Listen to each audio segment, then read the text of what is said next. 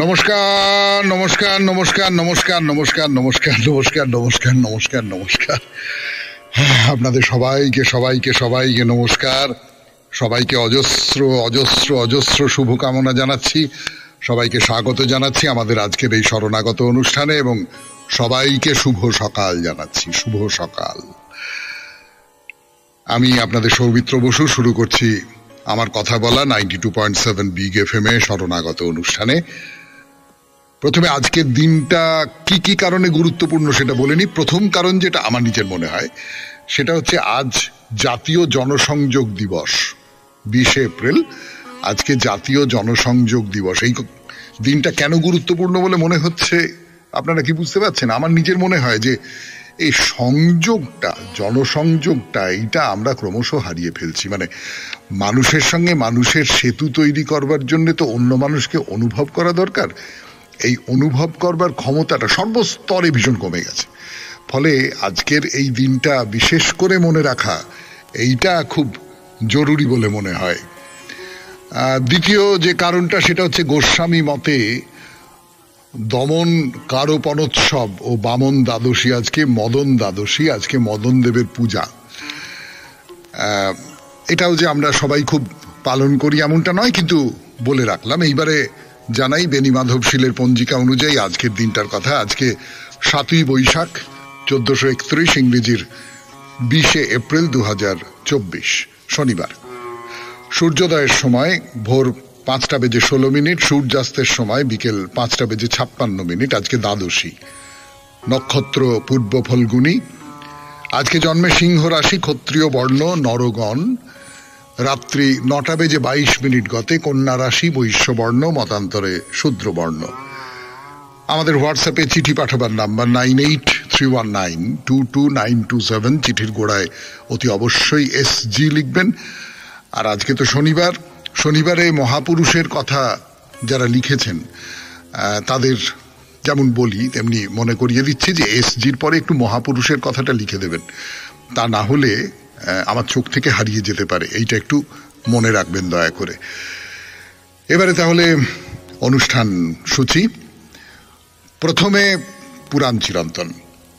পুরাণ চিরন্তনে নতুন একটা পর্ব শুরু করব, দময়ন্তীর কথা। পুরাণে কিন্তু দুজন দময়ন্তী আছেন। নল দময়ন্তীর যে গল্পটা বিখ্যাত গল্প, তাই নিয়ে নাটকও হয়েছে, প্রাচীনকালে নাটক হয়েছে। সেই দময়ন্তীর কথা বলবো এবং আরেকজনের দময়ন্তীর কথাও বলবো, আরেকজন দময়ন্তী। তো এই পুরাণ চিরন্তন, তারপরে স্বামী বিবেকানন্দের রচনা থেকে পাঠ, যে রচনাটি থেকে পাঠ করে শোনাচ্ছি, গৌণী ও পরাভক্তি। একটা গল্প দিয়ে শুরু করেছেন স্বামী বিবেকানন্দ, সেই গল্পটা বলবো। তারপরে কথামৃত থেকে পাঠ, আপনাদের চিঠিপত্র এবং মহাপুরুষের কথা। মহাপুরুষের কথা 2 সপ্তাহের উত্তর বাকি আছে। মানে 6 তারিখে যে মহাপুরুষের কথা দিয়েছিলাম আপনাদের, তার একটা উত্তরও কেউ ঠিক লিখেছেন বলে আমার চোখে পড়েনি। আর দ্বিতীয় যে 13 তারিখে যেটা বলেছিলাম তার উত্তরটা বেশ কয়েকজন মানুষ দিয়েছেন। তাহলে এই হলো আমাদের আজকের অনুষ্ঠান সূচি। 92.7 বিগ এফএম এ শরণাগত অনুষ্ঠান শুনছেন। আমি আপনাদের সৌমিত্র বসু। প্রথমে পুরাণ চিরন্তন, দময়ন্তীর কথা। 92.7 বিগ এফএম এ শরণাগত অনুষ্ঠানে এখন পুরাণ চিরন্তন। আমরা যে দময়ন্তীর কথা আপাতত শুরু করব, তিনি হচ্ছেন বিদর্ভরাজ ভীমের কন্যা। বিদর্ভরাজ ভীম, মহাভারতের পঞ্চপাণ্ডবের ভীম নন কিন্তু। এই যে বিদর্ভরাজ ভীম, তার অনেক দিন ধরে কোনো ছেলে মেয়ে হয় না। তো তাই নিয়ে রাজার খুব দুঃখ, রানীর খুব দুঃখ। একসময় দমন নামে একজন ঋষি, খুব মহাতেজস্বী ঋষি, তিনি এই ভীম রাজার গৃহে এসে উপস্থিত হলেন। তো রাজা রাজমহিষী খুব সেবা টেবা করলেন। তা মুনি বললেন যে খুব ভালো, তোমাদের সেবায় আমি খুব সন্তুষ্ট হয়েছি, তোমরা কি বর চাও? তা রাজা রানী বললেন যে আমাদের কোনো সন্তান নেই, আপনি সন্তান লাভের বর যদি দেন। তো মুনি বললেন বেশ, তাই হবে বলে আশীর্বাদ করলেন। এই আশীর্বাদের ফলে রাজা ভীমের একটি মেয়ে হলো আর 3টে ছেলে হলো। তো এই মেয়েটার নাম রাখা হলো দময়ন্তী। এই মেয়েটি বড়, চারটি সন্তান তো রাজার, তার মধ্যে এই মেয়েটাই বড়। আর 3টি ছেলে হলো, তাদের নাম দম, দাম্ভ ও দমন। এই 3 ছেলে হলো। তো দময়ন্তী একবারে অপূর্ব সুন্দরী, অপূর্ব সুন্দরী, দেখে চোখ ফেরানো যায় না, গোটা পৃথিবী তার দিকে তাকিয়ে থাকে এইরকম, এবং খুবই গুণবতী। তো তার রূপগুণের খ্যাতি সেই সময় নানান দেশে ছড়িয়ে পড়েছে, এবং বিদর্ভরাজ বুঝতেই পারছেন যে এতদিন ধরে কোনো সন্তান হয়নি, এই একটি মেয়ে হয়েছে, তারপরে আরো ছেলেরা হয়েছে। বিদর্ভরাজ একেবারে যত্নে রাখেন তাকে, প্রায় তুলোয় মুড়ে রাখা বলতে যেটা বোঝায়। 100 সখী আর 100 দাসী রাজকন্যা দময়ন্তীর সেবায় সবসময় নিযুক্ত থাকে। এই সময় নিষদ দেশের বীর সেনের পুত্র নল, তিনি রাজত্ব করতেন। নল রাজা। রাজা নলও যেমন রূপবান তেমনি গুণবান, খুব ধর্মনিষ্ঠ মানুষ এবং খুব বড় বীর, পরাক্রমশালী। এবং চারপাশে সবাই নল রাজার কথা বলে যে যেমন রূপ তেমনি গুণ, রাজা হিসেবে খুব ভালো, প্রজারা ভীষণ খুশি, সবটা মিলিয়ে খুব ভালো। তো এই কথা নানান জায়গায় ঘুরতে ঘুরতে ঘুরতে ঘুরতে ঘুরতে ঘুরতে দময়ন্তীর কাছে চলে এলো। দময়ন্তী নল রাজার প্রশংসা খুব শোনেন, এবং নল রাজাও আবার দময়ন্তীর রূপগুণের খ্যাতি খুব শোনেন। তো কখনো তাকে চোখে দেখিনি, শুধু মাসি শুনেছি। এক্ষেত্রে মাসি হচ্ছে সুখ্যাতি। সেই সুখ্যাতি শুনতে শুনতে শুনতে শুনতে নল এবং দময়ন্তী দুজনে প্রেমে পড়ে গেলেন। শুনছেন নল দময়ন্তীর উপাখ্যান 92.7 বিগ FM এ শরণাগত অনুষ্ঠানে। শুনছেন পুরাণ চিরন্তন। ফিরে আসছি গানের পর। দুজনে খুব প্রেমে পড়ে গেছেন, যা বলছিলাম আপনাদের 92.7 বিগ FM এ শরণাগত অনুষ্ঠানে নল আর দময়ন্তী। একদিন নল রাজা রাজ অন্তঃপুরের বাগানে বসে আছেন, আর বসে বসে যেরকম প্রেমে পড়লে হয় আর কি, সবসময় দময়ন্তীকেই চিন্তা করছেন, দময়ন্তীর কথাই ভাবছেন যেরকম। তো এই সময় কতকগুলো হাঁস সেখানে এসে উপস্থিত হলো, এবং তাদের পালকের রং সোনার মতো। তা সেই সুন্দর হাঁসগুলো বাগানে ঘুরে বেড়াচ্ছে। তা রাজা তাদের একটাকে ধরলেন। তো সেই হাঁস নলকে বলল যে মহারাজ, আপনি আমাকে বধ করবেন না, আমি আপনার হয়ে একটা কাজ করে দেব। কি কাজ? আমি দময়ন্তীর কাছে গিয়ে আপনার রূপগুণের এমন বর্ণনা করব যে দময়ন্তী আপনাকে ছাড়া অন্য কোনো পুরুষকে কামনা করতে পারবে না। এর চেয়ে ভালো প্রস্তাব আর কি হতে পারে বলুন? তাহলে নল রাজা বললেন যে আচ্ছা যাও যাও যাও যাও, তুমি মুক্ত, যাও যাও যাও, তুমি আমাকে যে কথা দিলে সেই কথা রাখো, তুমি পালন করো। ব্যাস, হাঁসগুলো ওই নিষদ দেশ, যেখানে নলের দেশ, সেখান থেকে উড়ে গিয়ে বিদর্ভ দেশে চলে গেল। গিয়ে রাজ অন্তঃপুরের যে উদ্যান, সেইখানে এসে উপস্থিত হলো। তা দময়ন্তী সেখানে তার সখীদের সঙ্গে ঘুরে বেড়াচ্ছেন। তা সে অপূর্ব সুন্দর হাঁস, পালকের রং সোনার মতো দেখে তো দময়ন্তী বললেন যে এগুলোকে ধরি ধরি ধরি, ধরবার খুব চেষ্টা করছেন।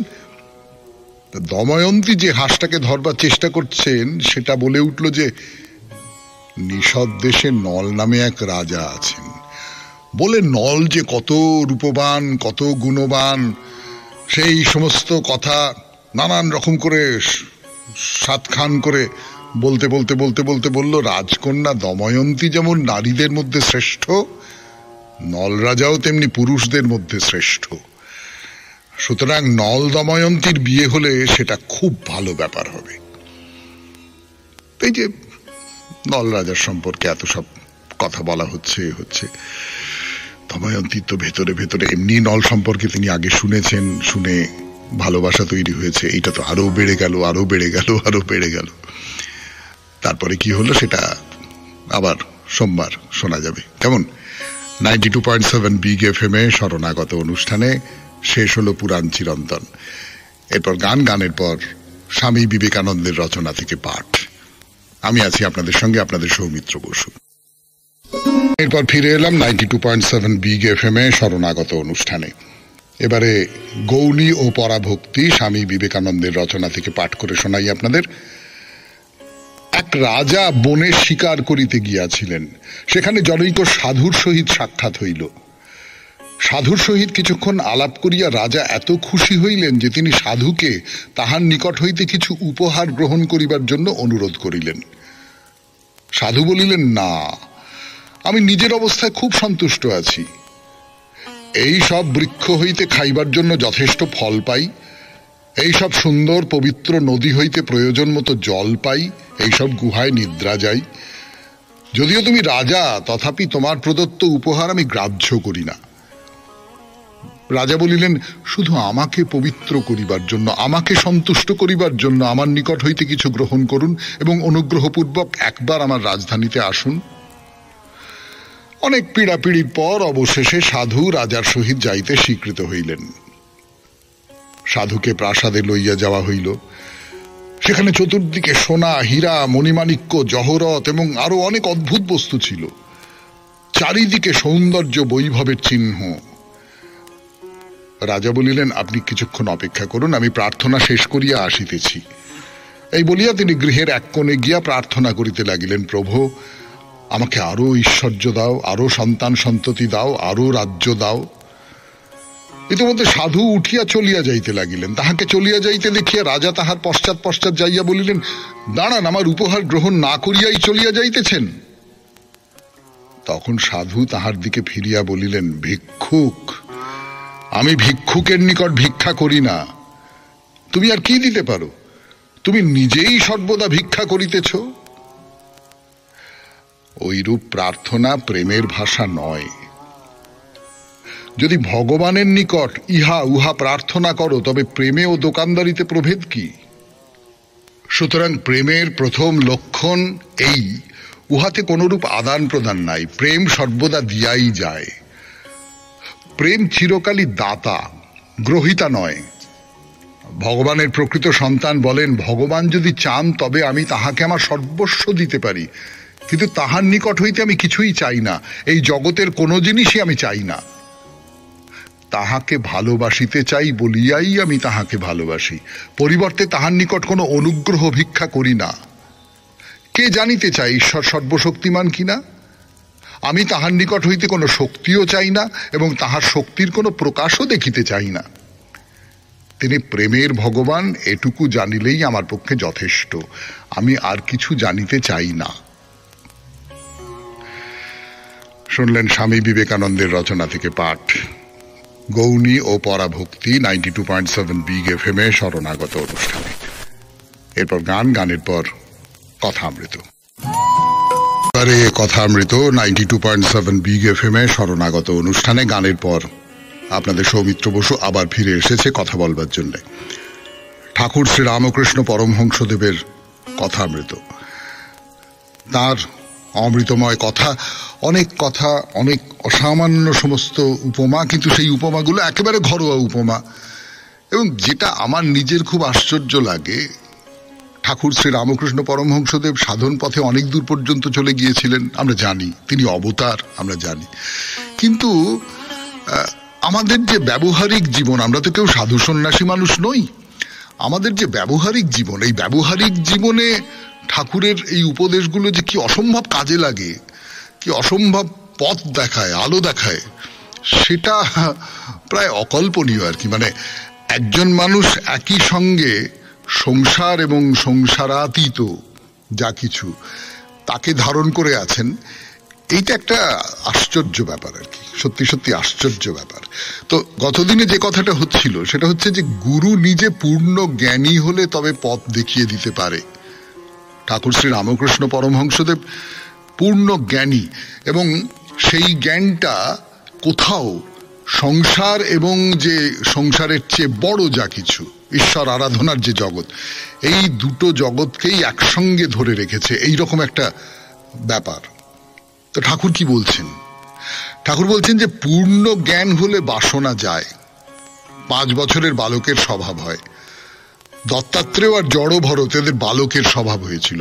দত্তাত্রেয় আর জড় ভরত এদের কথা না হয় বলা যাবে পুরাণ চিরন্তনে, কোনো সময় বলবো। এখন তো দময়ন্তীর কথা শুরু করেছি, কিন্তু শেষ হয়ে গেলে তারপরে দত্তাত্রেয়র কথা বলতে পারি, জড় ভরতের কথা বলতে পারি। কিন্তু এর ভেতর দিয়ে যে কথাটা বলছেন ঠাকুর, সেটা হচ্ছে যে 5 বছরের বালকের স্বভাব হয়। 5 বছরের বালক কিরকম, ঠাকুর নিজে তার নানান ব্যাখ্যা দিয়েছেন। এবং আমরা তো আমাদের বাড়িতে কেউ না কেউ আমরা তো দেখেইছি 5 বছরের বালক বা বালিকা, যা কিছু বলুন না কেন, তার কোনো ব্যাপারেই কোনো ওই রকম মানে লোভ বলতে যেটা বোঝায়, যে বা আমি যদি বলি যে মানে ঠাকুরের ক্ষেত্রেও এটা হতো যে বললেন যে হ্যাঁ আমি একটা দামি শাল, হ্যাঁ মথুরবাবু দিয়েছেন দামি শাল, হ্যাঁ কি ভালো কি ভালো কি ভালো, একটু গায়ে জড়ালেন, তারপরে ছুঁড়ে ফেলে দিলেন, থু থু থু থু থু থু করে। মানে বাচ্চারা দেখবেন, আপনাদের বাড়িতে যদি বাচ্চা থাকে বা নিশ্চয়ই দেখেছেন তো, যে কোনো একটা ব্যাপারে যে খুব একটা আকর্ষণ বোধ করে, যে কারণে বাড়ির বড়রা খুব বকাবকি করেন না, এই একটা খেলনা কিনে দিলুম, সেইটা রাখবার নাম নেই, এটাকে নিয়ে 2 মিনিট খেললো, তারপর ভেঙে ফেলে দিল। ওইটাই বাচ্চার স্বভাব, ওইটাই হচ্ছে 5 বছরের স্বভাব। কোনো কিছুর প্রতি তার স্থায়ী আকর্ষণ, স্থায়ী লোভ, স্থায়ী কামনা, এই সমস্ত কিছু কোনো কিছুই তার তৈরি হয় না। তো পূর্ণ জ্ঞান লাভ হলে, ধরুন আমি যদি বলি যে আমাদের চারপাশেই যা কিছু আছে, টাকা পয়সা ক্ষমতা অমুক তমুক ইত্যাদি ইত্যাদি যা কিছু আছে, সেইগুলো আসলে খেলনা। তো এই খেলনা নিয়ে আমরা ভুলে আছি, আসল জায়গায় যাচ্ছি না। মা আমাদের এই খেলনা দিয়ে বসিয়ে রেখে দিয়েছেন যে খেল খেল খেল খেল বাবা খেল, আমরা খেলছি, কিন্তু আসল জায়গায় তো আমরা যেতে পারছি না। বলবো এই নিয়ে আরো কথা বলবো 92.7 বিগ FM এ শরণাগত অনুষ্ঠানে। একটু গান শুনে নি।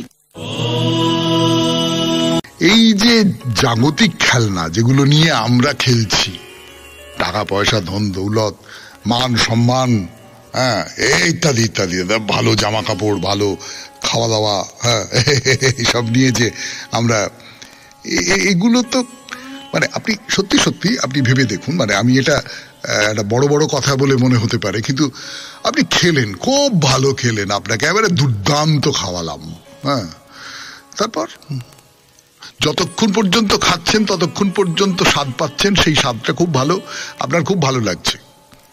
খাওয়া শেষ হয়ে গেল, সেই স্বাদ মিলিয়ে গেল। খেতে খেতে খেতে খেতে একটা পর্যায়ে এসে সেই যে দুর্মূল্য মহার্ঘ খাবার, সেই খাবারের স্বাদও আপনি আর পাচ্ছেন না। বলছে বাবা আর পাচ্ছি না, তখন স্বাদ পাচ্ছেন না। তো ভালো জামা কাপড়ের ক্ষেত্রেও তাই, ভালো গাড়ি চড়ার ক্ষেত্রেও তাই, ভালো বাড়িতে থাকার ক্ষেত্রেও তাই, একটা সময়ের পর পুরনো হয়ে যায়। আমরা সকলেই জানি, এটা আলাদা করে বলবার কিছু নেই।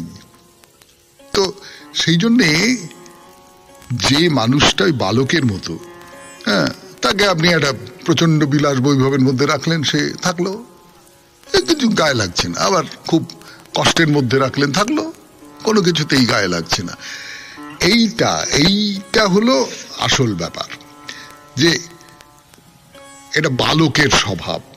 তো ঠাকুর বলছেন দত্তাত্রেয় জড় ভারত এদের বালকের স্বভাব হয়েছিল। তো মণি বা মাস্টারমশাই যা বলুন না কেন বলছেন না না না না, এদের কথা আমরা জানি, কিন্তু আরো এদের মতো অনেক জ্ঞানী লোক আছেন। হ্যাঁ সত্যি আছেন। তো শ্রীরামকৃষ্ণ বলছেন হ্যাঁ, জ্ঞানীর সব বাসনা যায়, যা থাকে তাতে কোনো হানি হয় না বলে একটা ভারী চমৎকার উপমা দিচ্ছেন। বলছেন পরশমণিকে ছুলে তরবার সোনা হয়ে যায়, তখন আর সে তরবারে হিংসার কাজ হয় না। সেরূপ জ্ঞানীর কাম ক্রোধের কেবল ভঙ্গিটুকু থাকে, নাম মাত্র, তাতে কোনো অনিষ্ট হয় না। অর্থাৎ পরশ পাথরে যেমন লোহাটা ছুঁয়ে দিলেই, আপনাদের সেই পরশ পাথর ফিল্মটার কথা মনে পড়ে যাবে, সত্যজিৎ রায়ের বিখ্যাত ছবি, যে মুহূর্তে ছুঁয়ে দেওয়া হলো সেই মুহূর্তে কিন্তু সেটা সোনা হয়ে গেল। যে মুহূর্তে তরবারি সোনার হয়ে গেল সেই মুহূর্তে কিন্তু তা দিয়ে আর কোনো হিংসার কাজ করা যাবে না। তা আমাদের মনটাও তাই, যে মুহূর্তে আমাদের মনটা ওই জ্ঞানটা অর্জন করতে পারলো, সেই মুহূর্তে হ্যাঁ সে বাইরে দেখাচ্ছে আমার রাগ আছে, আমার লোভ আছে, আমার অমুক আছে। লোভটা কিসের লোভ? ঈশ্বরকে পাবার লোভ। রাগটা কিসের রাগ? ঈশ্বরকে পাওয়ার ক্ষেত্রে যেগুলো বাধা তাদের উপর রাগ। সবটাই যাকে বলে ফোকাসড, সবটাই একেবারে আমার ভাবনা চিন্তার কেন্দ্রবিন্দু হয়ে দাঁড়িয়েছেন ঈশ্বর। সেইখানে যা কিছু আমি পাচ্ছি তার প্রতি লোভ, যা কিছু আমাকে বাধা দিচ্ছে তার প্রতি রাগ, এই সমস্তগুলো তৈরি হচ্ছে। জাগতিক ব্যাপার সম্পর্কে এই যে ষড়রিপু, তার কোনো রকমের কোনো প্রকাশ কিচ্ছু ঘটছে না। ফলে জাগতিক ক্ষেত্রে কোনো অনিষ্ট হচ্ছে না। আমি আপনার টাকা কেড়ে নিলাম, তাতে করে আপনার কিছু মনে হলো না, কারণ এটা তো আপনার ঈশ্বরকে পাওয়ার ক্ষেত্রে এই টাকাটা কোনো রকমের সাহায্য করে না। কাজে কাজে আপনার কিছু মনে হলো না। আমি আপনার ভালো জামা কাপড়গুলো কেড়ে নিলাম, হ্যাঁ, তো হয় না। এই আর কি। 92.7 বিগ এফএম-এ শুনছেন শরণাগত। এখন কথামৃত থেকে পড়ে শোনাচ্ছি আপনাদের, আরো পড়ে শোনাবো। ফিরে আসছি গানের পর। বা মাস্টারমশাইয়ের সঙ্গে ঠাকুরের কথা হচ্ছে, তো মাস্টারমশাই বা মণি যা বলুন না কেন, তিনি বলছেন আগে আপনি যেমন বলেন জ্ঞানী 3 গুণের অতীত হয়, সত্য রজঃ তমঃ, কোন গুণেরই বশ নন, এরা 3 জনেই ডাকাত। তাহলে গুণাতীতকে আমি যদি পেতে চাই, ঈশ্বর তো গুণাতীত, তাহলে গুণাতীতকে যদি আমি পেতে চাই তাহলে আমাকেও এই সত্য রজ তম এগুলোকে অতিক্রম করে যেতে হবে। তো মনি বলছেন পূর্ণজ্ঞানী পৃথিবীতে বোধহয় 3-4 জনের বেশি নাই। তো ঠাকুর বলছেন কেন, পশ্চিমের মঠে অনেক সাধু সন্ন্যাসী দেখা যায়, আগে সে সন্ন্যাসী আমিও হতে পারি। ঠাকুর এক দৃষ্টে মনির দিকে তাকিয়ে আছেন, বলছেন কি সব ছেড়ে? মনি বলছেন মায়া না গেলে কি হবে? মায়াকে যদি জয় করতে পারে তাহলে হয়, মায়াকে জয় করতে না পারলে শুধু সন্ন্যাসী হয়ে কি হবে? এটা একটা কথাই আছে না, যে যোগী তুমি বসন রাঙিয়েছ, মনকে রাঙাতে হবে তো। আমি আপনাদের অনেকদিন আগে বোধহয় এই শরণাগত অনুষ্ঠানেই একটা গল্প করেছিলাম। আমি তখন বেশ ছোট, শিমুলতলায় বেড়াতে গেছি, তো সেখানে গিয়ে ভোরবেলা বেরিয়ে পড়েছি, বৃষ্টি হয়ে গেছে, এদিক ওদিক ঘুরছি, তা দেখি একটা আশ্রম। হ্যাঁ, সেই আশ্রমের গায়ে লেখা রয়েছে আবার, সেটা আমার মনে আছে, মা কুরু ধনজন যৌবন গর্বং। সেখানদের ভেতর থেকে হাতে থালা বাটি নিয়ে মাছবার টাছবার জন্য বোধহয় একজন সাধু, গেরুয়া পোশাক পরা, তিনি বেরিয়ে এলেন, মুখে একটা বিড়ি। সেই বয়সে আমার মনে হয়েছিল যে ইনি বিড়ির আকর্ষণটা ছাড়তে পারছেন না, ইনি কিসের সন্ন্যাসী হয়েছে। এই যে মায়াকে যদি জয় করতে না পারে তাহলে শুধু সন্ন্যাসী হয়ে কি হবে? কিন্তু মায়াকে জয় করা বড় মুশকিল, খুব কঠিন, তাই না? তো মনি জিজ্ঞেস করছেন, আচ্ছা ত্রিগুণাতীত ভক্তি কাকে বলে? ঠাকুর বলছেন সে ভক্তি হলে সব চিন্ময় দেখে, চিন্ময় শ্যাম, চিন্ময় ধাম, ভক্ত চিন্ময়, সব চিন্ময়। এ ভক্তি কম লোকের হয়। 92.7 বিগ এফএম-এ শরণাগত অনুষ্ঠানে শেষ হলো কথামৃত থেকে পাঠ। এরপর গান, গানের পর আপনাদের চিঠি। আমি আছি আপনাদের সঙ্গে, আপনাদের সৌমিত্র বসু। অনুষ্ঠানে ছেলেবেলার দোল, এই নিয়ে একটি চিঠি পড়ে শোনাবো আপনাদের। চিঠিটি লিখেছেন ডক্টর আশিস কুমার বেরা, পশু চিকিৎসক, রামরাজাতলা, হাওড়া। পড়ি আশিস বাবুর চিঠি। ছেলেবেলার দোল। আমরা ছেলেবেলায় দোল খেলেছি বাবার কঠোর শাসনের মধ্যে দিয়ে। বাবা বলতেন দোলের দিন সকাল 9টার পর বাড়ি থেকে বেরোবে এবং ফিরে আসবে বেলা 11:30টার মধ্যে। 9টা থেকে 11:30, মোটে 2.5 ঘন্টা। এ বাবা! দোলের আগের দিন রাত্রে ন্যাড়া পুজো হতো, রাত্রিটা কাটলেই সকালে দোল খেলা হতো। বাবার আদেশ মতোই আমিও আমার ভাই সকাল 9টার পরে রঙের বালতি ও পিচকিরি নিয়ে দোল খেলতে বেরিয়ে পড়তাম। আমাদের সমবয়সী বন্ধুরাও রং খেলতে এসে যেত এবং প্রথমেই নিজেদের মধ্যে রং খেলে নিতাম এবং তারপর চলতো পথচারীদের রং দেওয়া। আমরা মুসলমান সম্প্রদায়ের লোকেদের গায়ে রং দিতাম না, তবে মুসলমান বন্ধু বান্ধবরা আমাদের কাছে থাকলে তারা রং খেলতো নিজেদের থেকে, আমাদের সঙ্গে কিন্তু কোনরূপ রং খেলা নিয়ে প্রতিবাদ করতো না। এইভাবে রং খেলা চলতো প্রায় 2.5 ঘন্টা ধরে। ঠিক বেলা 11:30 বাজলেই বন্ধুদের বলে বাড়ি চলে আসতাম আমরা। তবে আসার আগে আমরা বন্ধুরা মিলে পরস্পর মিষ্টি মুখ করে বাড়ি ফিরতাম। বাড়িতে এসে ফ্রেশ হয়ে পরিষ্কার জামা কাপড় পরে বিশ্রাম নিতাম। ঠিক বেলা 12টার পর থেকে বিভিন্ন পাড়ার ছেলেরা একত্র জোটবদ্ধ হয়ে রং, আবির, পিচকারি নিয়ে এবং খোল ও করতাল নিয়ে ঠাকুরের কিংবা দোলের নানারূপ গান করতে করতে এবং সেই সঙ্গে পথচারীদের রং দিতে দিতে আমাদের বাড়ির সামনের রাস্তা দিয়ে চলে যেত। এইভাবে রং ও আবিরের খেলায় ভঞ্জপাড়া, বর্গভীমাপাড়া, তমলুক কলেজ পাড়া ও বাজার পাড়া ইত্যাদি ইত্যাদি যুবক ছেলেদের দল আনন্দে মেতে উঠত। এইরূপ পর্ব বেলা 3টে পর্যন্ত চলত। এরপর পুলিশের গাড়ি সাইরেন বাজিয়ে ও লাল বাতি জ্বালিয়ে একবার রাস্তা দিয়ে ঘুরে যাওয়ার পর পুরো তমলুক শহর যেন নিস্তব্ধ হয়ে যেত। এইভাবে খুব ছোটবেলায় দোল উৎসব খুবই আনন্দের সঙ্গে উপভোগ করতাম। সবশেষে সঞ্চালক মহাশয় ও চ্যানেলের সকল কলাকুশলীদের এবং সকল শ্রোতাদের আমার নমস্কার ও আন্তরিক প্রীতি ও শুভেচ্ছা এবং ভালোবাসা জানিয়ে শেষ করলাম। ইতি ডক্টর আশিস কুমার বেরা, পশু চিকিৎসক, রামরাজাতলা, হাওড়া। ধন্যবাদ আশিসবাবু চমৎকার এই চিঠিটি পাঠানোর জন্য। আমরা ছোটবেলার চড়ক নিয়ে বৃহস্পতিবার অনেক কথা বলেছি, তারপরে আবার এই আর একটা উৎসবের কথা, দোল উৎসবের কথা নিয়ে আপনি পুরনো চিঠি লিখেছেন।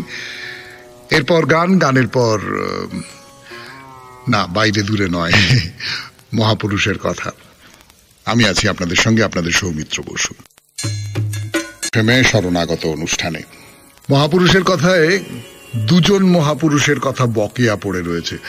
6 তারিখে যে মহাপুরুষের কথা বলেছিলাম, যিনি অন্য একটি দেশের অধিকৃত দেশের ছাত্র ছিলেন এবং স্কুলে সেই অন্য দেশের প্রধান শিক্ষক ছিলেন, তার বিরুদ্ধে বিদ্রোহ করেছিলেন, তার ফলে তাকে শাস্তি পেতে হয়েছিল ইত্যাদি ইত্যাদি।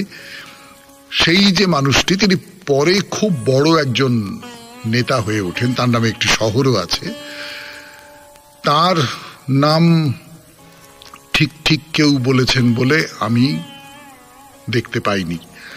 এমনটা হতে পারে যে আপনারা মহাপুরুষের কথা এই শিরোনামটা দেননি, তার ফলে কোনো কোনো নাম বাদ চলে যেতেও পারে। কিন্তু আমি দেখেছি যে কোনো একজনও তার নাম ঠিক করে বলতে পারেননি। তার নাম হচ্ছে হো চি মিন, ভিয়েতনামের খুব বড় নেতা, একজন ভিয়েতনাম গড়ার কারিগর। ভিয়েতনামের মানুষ খুব সশ্রদ্ধভাবে তার নাম উচ্চারণ করেন।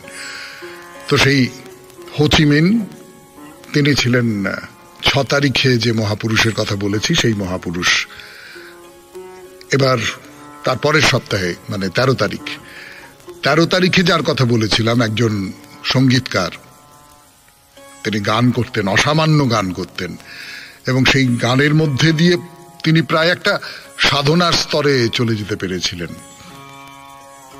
তার নাম অনেকে ঠিক ঠিক বলেছেন, ত্যাগরাজ, দক্ষিণ ভারতের ত্যাগরাজ। যারা ঠিক বলেছেন তাদের নাম বলি: করবী ঘোষ, সল্টলেক; স্বপন দাশগুপ্ত, রাজারহাট, নিউ টাউন, কলকাতা 136; রবীন্দ্রনাথ চক্রবর্তী, কেষ্টপুর, কলকাতা 102; সুরজিৎ দে, সল্টলেক; সুমিত্রা দাস, সল্টলেক সিটি; বন্দনা মাইতি, গোলপার্ক, কলকাতা 29; মৌসুমী সিংহ রায়, কেশব সিংহ রায় এবং মৌসুমী সিংহ রায় পিঠোপিঠি উত্তর দিয়েছেন। কেশববাবুর উত্তরটা ঠিক হয়নি। মৌসুমী সিংহ রায়, আমি জানি না তিনি আপনার স্ত্রী অথবা কন্যা, এরকম কিছু একটা হবেন নিশ্চয়ই, মানে আমার এইরকম অনুমান হলো। মৌসুমী সিংহ রায় চন্দননগর থেকে ঠিক উত্তর দিয়েছেন। রানা চট্টোপাধ্যায়, বাগবাজার, কলকাতা 3 থেকে ঠিক উত্তর দিয়েছেন। 92.7 বিগ FM এ শরণাগত অনুষ্ঠানে আমরা গত 2 সপ্তাহের মহাপুরুষের কথার ফলাফল ঘোষণা করলাম। এরপর গানের পর নতুন মহাপুরুষের কথা। ফিরে আসছি, আমি আপনাদের সৌমিত্র বসু। যে গত 2 সপ্তাহে একটু কঠিন প্রশ্ন করা হয়ে গেছে। প্রথম সপ্তাহে তো হোচিমিন যার উত্তর, সেটা তো সত্যি সত্যি কঠিন হয়ে গেছে, যদিও আমার একটু মন খারাপ হয়ে গেল, কেননা আমরা বিদেশি অনেক নাম জানি, অনেক বড় মানুষের কথা আমরা জানি, কিন্তু এদিকে মানে পূর্ব দিকের যে মানুষজন, সেই পূর্ব দিকের মানুষজন সম্পর্কে আমরা খুব বেশি কিছু জানি না। হোচিমিনের গল্প আমরা জানি না, না জানতেই পারি, জানা তো হলো, সেটাও তো একটা হলো। এবং ত্যাগরাজ সম্পর্কেও আমরা অনেকে যে খুব চিঠির উত্তর দিতে পেরেছি এমন নয়। মানে সোজা কথা হচ্ছে যে গত 2 সপ্তাহের প্রশ্ন বেশ শক্ত ছিল, আজকে বরং একটু সোজা প্রশ্ন। সোজা প্রশ্নটা এই যে ছেলেটি কলকাতায় প্রেসিডেন্সি কলেজে আইএ পড়বার জন্য ভর্তি হয়েছে। তো এখানে এসে তার বেশ কয়েকজনের সঙ্গে বন্ধুত্ব গড়ে উঠেছে এবং সবাই মিলে ভাবে যে এই শিক্ষার প্রসার দরকার এবং মানুষের সেবা করা দরকার। কোন পথে চললে জীবনের একটা পরম সত্যকে পাওয়া যাবে।